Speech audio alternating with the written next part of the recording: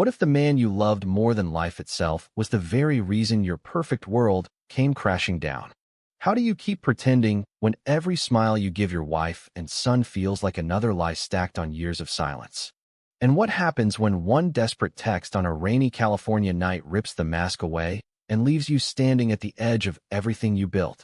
The house on Maple Ridge Lane smelled like fresh coffee and the faint lemon polish Emily used on the hardwood every Sunday. I stood at the kitchen island, sleeves rolled up, flipping pancakes for our son while she scrolled through her phone at the table. 8-year-old Lucas chattered about soccer practice, his legs swinging under the chair. At 35, Santiago Ramirez looked like the guy who had it all. Steady job at the investment firm downtown, a wife who still laughed at my bad jokes, and a kid who thought I hung the moon. But every morning the same weight pressed on my chest. I caught my reflection in the toaster, dark hair still thick, jaw sharp from the gym I hit at 5 a.m. to stay sane, and wondered how long I could keep the performance going. Mateo had texted last night, just 2 words, "Miss you." I hadn't answered. I never answered when I was home. That was the rule I made for myself 10 years ago when Emily and I said, "I do," in front of 300 people who believed we were the perfect couple. Mateo Lopez worked 2 floors above me at the firm. We'd met in college, back when I told myself the flutter in my stomach when he smiled was just admiration. We reconnected at a team-building retreat 3 years after Lucas was born. One late night drink turned into confessions, then into stolen afternoons in his apartment across the bay. He never pushed. He just waited, eyes steady, voice soft when he said, "I'm here whenever you're ready." Ready. The word tasted like rust. My parents still sent Christmas cards addressed to Santiago and Emily, still asked when we'd give Lucas a little sister. My boss talked about family values in every all-hands meeting. And Emily, she planned our weekends like they were chapters in a story that would never end. I loved her, in the way you love someone who built a life with you. But Mateo was the air I forgot I needed. That afternoon I told Emily I had to work late. She kissed my cheek, trusting as always. Lucas hugged my leg and asked if I'd bring him a new soccer ball. I drove across the bridge with the radio off, heart hammering like it did every single time. Mateo opened his door in jeans and an old Stanford hoodie, hair still damp from the shower. He didn't say anything at first. He just pulled me inside and held me like the world outside had stopped existing. We sat on his couch talking about nothing and everything. His sister's new baby, my latest deal at work, the way the fog rolled in over the Golden Gate. His hand rested on my knee, thumb tracing small circles that said everything words couldn't. When I finally left at midnight, the guilt hit like a wave. I sat in my car for 10 minutes, forehead against the steering wheel, whispering the same question I asked myself every time. How much longer can I do this? The next morning, Emily was humming while she packed Lucas's lunch. She looked up and smiled the same smile that once made me believe I could be the man she deserved. I smiled back, but inside something was cracking. The secret I'd carried since college, the truth that I was a man who loved another man, was getting heavier with every year I refused to set it down. I didn't know that in less than 72 hours the crack would become a canyon. Tuesday dragged like every Tuesday. I sat in back-to-back meetings, nodding at projections and risk assessments while my mind replayed the weekend. Mateo had sent me a photo of the sunrise from his balcony with the caption, "Wish you were here." I deleted it immediately, the way I always did. At lunch I met my college buddy Ryan in the cafeteria. He was the only person who knew about Mateo, sort of. He knew I had a friend who made me happier than I'd been in years, but he didn't know the friend was a man. "You look like you haven't slept," Ryan said, sliding a coffee across the table. "Everything okay at home?" I shrugged. "Same as always." He studied me the way only old friends can. "You ever think about what happens if the truth comes out?" The question landed like a punch. I changed the subject to the Niners game, but the word stayed with me all afternoon. When I got home, Emily had set the table with candles. Lucas was already in bed. She poured me a glass of the Cabernet I liked and asked how my day was. I told her the usual stories, omitting the part where Mateo had texted again, asking if we could meet Thursday.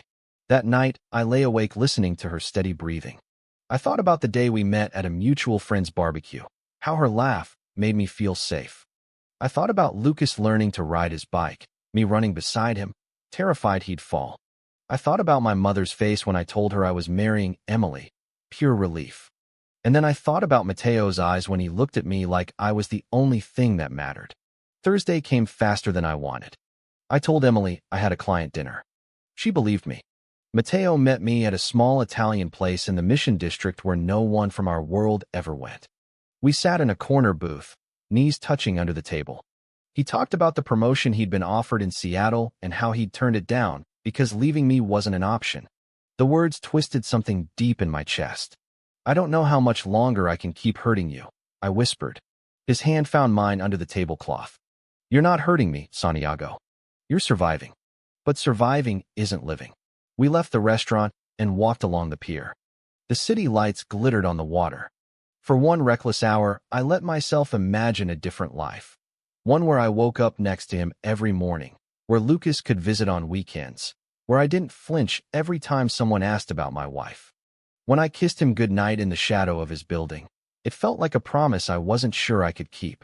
Driving home, I realized the secret wasn't just about hiding who I loved. It was about hiding who I was. And secrets that heavy always find a way to surface. Friday night the storm rolled in hard. Rain hammered the roof like it wanted inside. Emily had gone to bed early with a headache. Lucas was at a sleepover. I sat in the living room with my laptop, pretending to review spreadsheets. My phone buzzed. Mateo, can't stop thinking about last night. Call when you can. I stared at the message too long. Then the front door opened. Emily had come downstairs for water. She saw the screen before I could lock it. The color drained from her face. Santiago. Her voice was small. Who's Mateo? Everything stopped. The rain, my heartbeat, the lie I'd rehearsed for years. She picked up the phone with shaking hands and read the thread I'd forgotten to delete.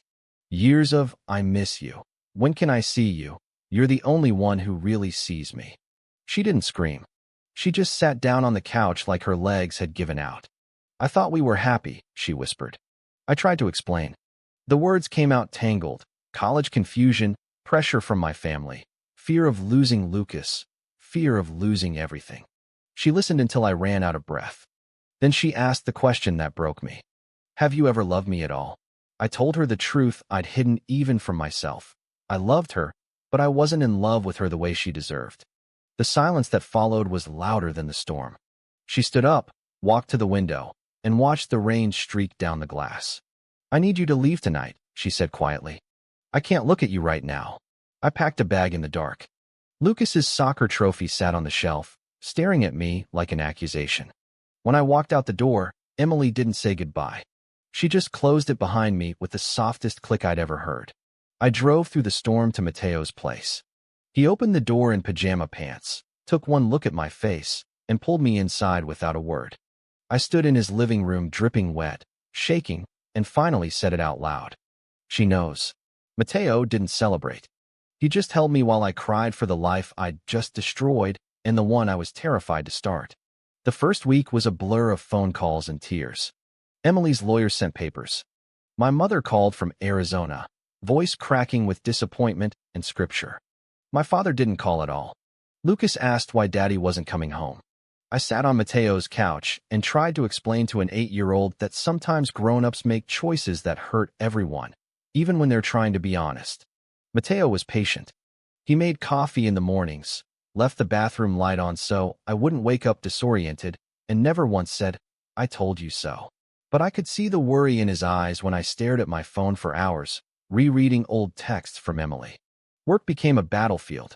Rumors spread faster than I could contain them. A colleague I'd known for years asked if it was true I was leaving my wife for a man. I nodded. The silence that followed felt like a door slamming.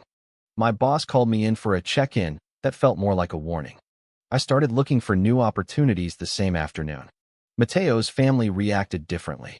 His mother hugged me the first time I met her, tears in her eyes, and whispered, "Thank you for making my son happy." His sister teased me about learning to cook real Mexican food instead of that bland stuff Emily made. For the first time, I felt what it might be like to be welcomed instead of tolerated. But the nights were hardest. I'd wake up reaching for Lucas's bedroom door that wasn't there. Mateo would pull me close and remind me we were building something new. Still, guilt gnawed at me. I'd traded one family for another, and the scale never felt balanced. Then came the custody meeting. Emily sat across the table looking thinner, eyes red.